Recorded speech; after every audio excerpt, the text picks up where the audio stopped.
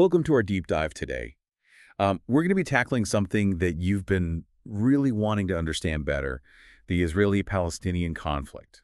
Specifically, you want to get Israel's perspective on this long and complicated history and why they feel they're in this crucial war against terror organizations. And to help us make sense of it all, we've got some pretty fascinating sources lined up for you. Some historical quotes, excerpts from an encyclopedia entry on the 2023 Hamas attack, and we'll even get into how the world views this conflict. Definitely a deep dive with tons of layers. It is, and I think there's no better way to kick things off than with a really powerful quote from Golda Meir. She was a former prime minister of Israel, and she said, and I'm quoting directly here, "If the Arabs lay down their arms, there will be no more war. If Israel lays down its arms, there will be no more Israel." It's such a stark statement, but it really gets to the heart of Israel's security concerns, wouldn't you say? Yeah, absolutely. Golda Meir was speaking during a period when Israel felt really intensely threatened. And her words definitely reflect that sense of just vulnerability that their very existence was potentially at stake. Yeah, heavy stuff. And it really makes you think, because, Israel has fought multiple wars since its establishment in 1948. I mean, you have the War of Independence, the Sinai War, the Six-Day War, the Yom Kippur War. It paints a picture of a nation that's constantly on edge, forced to defend itself over and over again. Right. Each one of those wars left a permanent mark on the Israeli psyche. Just imagine living in a country constantly under threat, where every conflict could be your last. That's the reality that Israelis have faced, and it's completely shaped how they view security and self-preservation. It makes you understand why Golda Meir's quote resonates so strongly. It's like a constant echo throughout their history. But things took a really terrifying turn in 2023 with the Hamas attack. The details in this Wikipedia entry are just, wow. I mean, over 1,000 Israelis were killed, and most of them weren't even soldiers. They were just ordinary people. The sheer scale of it is horrifying. 11,163 lives lost. What's especially disturbing is the deliberate targeting of civilians. The massacre at the Nova Festival stands out as the deadliest terror attack in Israel's history. Yeah. It really left a scar on the nation. It's heartbreaking to even read about it. The Wikipedia entry describes the violence in places like Kfar Aza and Kibbutz Bari, where entire families were slaughtered. And then the fact that 251 people were kidnapped, babies, children, the elderly. It's just chilling. I can't even imagine the terror those people must have experienced. It's a tragic reminder of the human cost of this conflict. And it's crucial to understand that Hamas, the organization behind this attack, is actually designated as a terrorist organization by many countries, including the US, Canada, and the European Union. And a key part of their ideology, as detailed in the Wikipedia entry, is a commitment to Israel's destruction. It's hard to fathom that kind of hatred.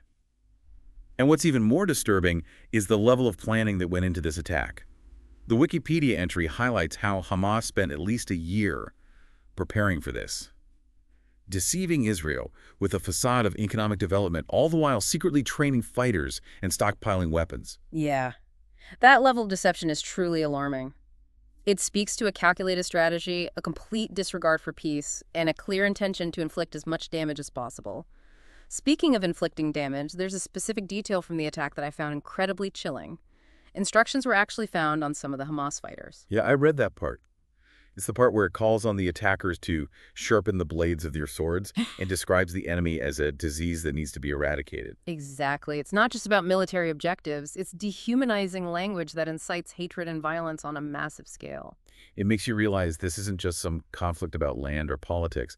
This is a clash of ideologies, a fight against an enemy that sees your very existence as a threat. And it's a conflict that reaches far beyond the borders of Israel and Palestine. We can't ignore Iran's role in all of this. The Wikipedia entry specifically mentions Iran's support for Hamas in this attack, and it adds another layer of complexity to the situation. Right. It shows how the Israeli-Palestinian conflict is tied to these larger geopolitical tensions in the region. It's almost like a chess game where Iran is using this conflict as a pawn to advance their own agenda. They support Hamas to try and weaken Israel and disrupt potential peace deals, and in the end try to increase their own influence in the region. It's a very dangerous game with extremely high stakes. And if you look at the global response to the attack, it's interesting to see how the world reacted. Western nations largely condemned Hamas and affirmed Israel's right to defend itself after what happened. But the Palestinian Authority in the West Bank and some Arabs, Israelis actually voiced support for the attacks. That's such a crucial point. It really highlights the deep divisions that exist even within the Palestinian community itself. There's this really complex interplay of political ideologies, religious beliefs, and historical grievances that make it incredibly challenging to find common ground, let alone figure out a path toward peace. It's like trying to untangle this massive knot. Each strand represents a different faction with their own set of demands and motivations. And this Hamas attack, with all its brutality and complexity, has reshaped the conflict in some really profound ways. Oh, absolutely. The Wikipedia entry talks about the Swords of Iron War that followed all this, which led to a huge humanitarian crisis in Gaza. Yeah, the situation in Gaza is really dire. There's widespread destruction, a shortage of basic necessities, and thousands of civilians caught in the crossfire. It's just heartbreaking. And it adds to the already immense suffering that the people of Gaza have faced for years. And on top of all that, it sparked all these international legal debates, with some experts even calling for Hamas's actions to be labeled as genocide. Wow, genocide. That's a serious accusation. It is, and it really reflects the sheer brutality and scale of the violence directed at civilians, which is a clear violation of international law. It's a stark reminder of how high the stakes are in this conflict. This deep dive has been incredibly eye-opening so far. It's clear that this is anything but a simple conflict. There's so much history, so many layers, and so many perspectives to consider, it can feel almost impossible to fully grasp it all. You're right. And that's a really key takeaway for you, our listener. This is a complex issue with a long and troubled past. Understanding Israel's perspective is only one piece of the puzzle. We need to consider all sides, acknowledge the suffering on all sides, and approach this with nuance and empathy. I couldn't agree more. But before we move on, there's one question that keeps popping into my head. If this 2023 attack was actually part of a bigger strategy by Hamas and Iran to try to disrupt potential peace negotiations between Israel and Saudi Arabia, as some experts believe, what does that mean for the future of the region? Is lasting peace even possible after something like this? That's a question that cuts right to the core of it all. It has profound implications that will definitely shape the future of the Middle East. And to get to the bottom of that, we're going to have to dive deeper in the next part of our deep dive. Yeah, it really does haunt the whole region, doesn't it? The fact that such a horrific attack could be planned and executed so meticulously really raises serious doubts about the possibility of peace. It's like any progress, any trust that had been built was completely shattered in an instant on October 7th. How do you even begin to rebuild after something like that? It's a monumental task, no question. Yeah. And it requires a multifaceted approach, I think, first and foremost. There needs to be accountability, not just for Hamas and the attack itself, but for anyone who provided them with material or logistical support. So you're saying we can't just isolate Hamas. We have to look at the entire network that made this attack possible. Exactly. If there are state actors involved, if there are organizations or individuals who aided and abetted this terrorism, they need to be held responsible. It's not just about justice for the victims, it's about preventing this from happening again. It's about sending a message that this type of barbarity won't be tolerated. But what about the humanitarian crisis in Gaza? How do we address the suffering of innocent civilians while still holding Hamas accountable? Right, that's the balance we have to find. The international community has a moral obligation to provide aid and support to the people of Gaza who are facing unimaginable hardships. However, that assistance needs to be delivered in a way that prevents it from benefiting Hamas or allowing them to rearm. So we need to make sure that the aid reaches those who need it most, while preventing it from being diverted or exploited for malicious purposes. Sounds incredibly complex logistically. Oh, it is. It requires careful coordination, robust oversight, and a genuine commitment from everyone involved to make sure humanitarian principles are upheld. We can't let the actions of Hamas deprive the Palestinian people of the help they so desperately need. It's about separating the actors from the people they claim to represent. Hamas might be committed to violence, but the Palestinian people deserve a chance at peace and security. Absolutely. And that's where the international community can play such a crucial role. By working with moderate Palestinian leaders, by promoting economic development and opportunity, and by fostering dialogue and understanding, we can start to build the foundation for a more peaceful future. It's like offering an alternative to this cycle of violence that has been plaguing the region for far too long. But we talked earlier about the internal divisions within the Palestinian community. How can there be peace with Israel if there's no unity among the Palestinians themselves? It's a major hurdle, there's no doubt. The political and ideological divides between Fatah in the West Bank and Hamas in Gaza have completely paralyzed any progress towards forming a unified Palestinian government. It's almost as if they're speaking two totally different languages, one Yeah. talking about negotiation and coexistence, and the other talking about armed struggle and destruction. Exactly, and this internal conflict only serves those who want to take advantage of the situation and maintain this status quo of violence and instability. A classic divide and conquer strategy. But how do you even begin to bridge such a fundamental divide? What's the solution? It's a long and difficult process. It requires real dialogue compromise and a willingness to prioritize the greater good over factional interests. There also needs to be some external pressure from the international community, sending a clear message that unity is essential for any meaningful progress towards peace. It's almost like saying, look, we're here to help, but you need to get your own house in order first. Which makes sense, but it's definitely easier said than done. While we're on the topic of unity and rebuilding, I can't stop thinking about the psychological impact this attack has had on the Israeli people. This wasn't just a military assault, it was a collective trauma inflicted on an entire nation.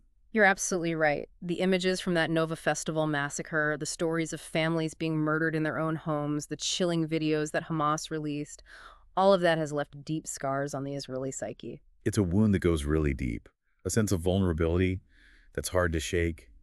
How does a country heal from something so horrific? It's a long and complex journey, for sure. It starts with acknowledging the pain, providing support for the victims, and fostering a sense of resilience and determination. It's about recognizing that even though the threat of terrorism is still there, it cannot be allowed to define their national character or control their future. It's about finding the strength to rebuild, to get back to a sense of normalcy, and to refuse to let fear and hatred win. Exactly. And it's also about learning from what happened. The fact that such a devastating attack was possible, despite Israel's intelligence capabilities and all their security measures, it suggests that there were some flaws that need to be addressed. So you're referring to the security failures, the intelligence gaps, and the lack of preparedness that allowed this to occur. Yes, there needs to be a very thorough and honest investigation into what went wrong. How was Hamas able to achieve such complete surprise and cause so much devastation? It's about finding those weaknesses, holding those responsible accountable, and then making the necessary changes to ensure that this never happens again. Absolutely. It's not about pointing fingers or seeking revenge. It's about making sure that everyone learns from this, that systems are improved, and that the country is better prepared to face whatever threats may come in the future. Because at the end of the day, the ultimate goal is to create a future where attacks like this are unthinkable. Exactly. A future where the focus shifts from defense and retaliation to building a lasting peace, where Israelis and Palestinians can coexist securely with mutual respect. It's a vision that seems so far off, so incredibly difficult to reach, and yet so incredibly important. It is a vision that demands courage and determination. It demands a belief that even in the darkest moments, a brighter future is possible. It requires us to move beyond the rhetoric of fear and hatred and embrace the potential for dialogue and understanding, to recognize our shared humanity regardless of our differences. That's a really powerful message for our listeners to consider, but looking at how things are right now, it's hard to feel optimistic. I understand that sentiment. The scars of this conflict run very deep, and the road to peace has so many obstacles. But we have to remember that history doesn't have to dictate our future. Just because peace has eluded us before, it doesn't mean it's impossible. So we can't allow past failures to define our future aspirations. Yeah.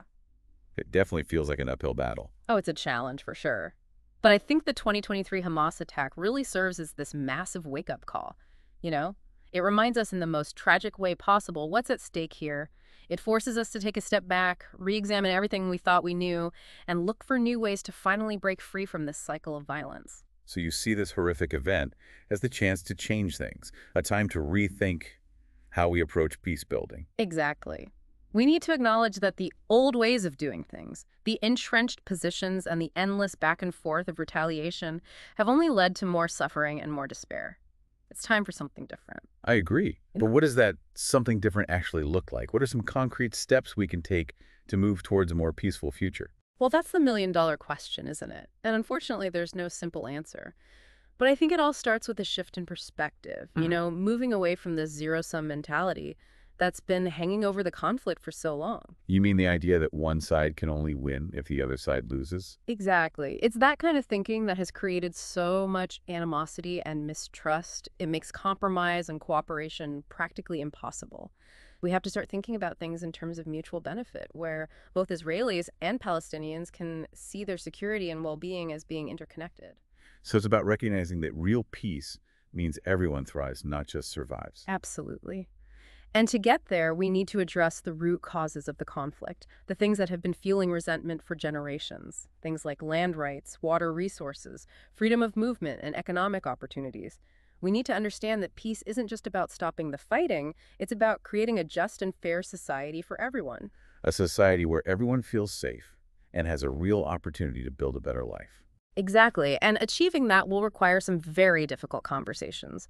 A willingness to challenge long-held beliefs and the courage to make concessions that might seem painful at first, but will ultimately benefit everyone in the long run. It's a long and difficult road ahead for sure. What about the role of the international community? Can't they do more to help bring about a peaceful resolution? They absolutely have a responsibility to step up and play a more active role. The international community can help with things like mediating disputes, promoting dialogue, enforcing agreements, and holding all parties accountable for their commitments. So it's about creating a support system that encourages progress toward peace. Precisely. But we also need to address the bigger picture, the regional dynamics that have often made the conflict worse. You're talking about the influence of actors like Iran, who see this conflict as a chance to further their own agenda. Yes. Any lasting solution has to take into account all the regional power dynamics, the rivalries, the alliances, and the proxy wars that have created so much instability. So it's not just about resolving the Israeli-Palestinian conflict by itself. It's about creating a regional security framework that benefits all nations in the area. Exactly. It's recognizing that peace in the Middle East is interconnected. The fate of Israelis and Palestinians is tied to the fate of the entire region. It's definitely a huge undertaking. It honestly sounds pretty daunting. It is, but it's a challenge that requires our attention, our commitment, and our belief in the power of peace.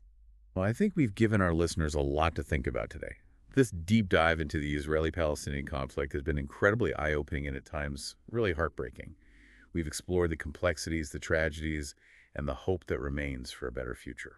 And as we wrap up our deep dive today, I want to leave you, our listeners, with a sense of agency. Even though peace may seem impossible right now, it's something worth striving for, a vision worth fighting for. The road ahead is long and challenging, but ultimately the goal is a future where Israelis and Palestinians and the entire world can thrive together. That's a powerful message to end on.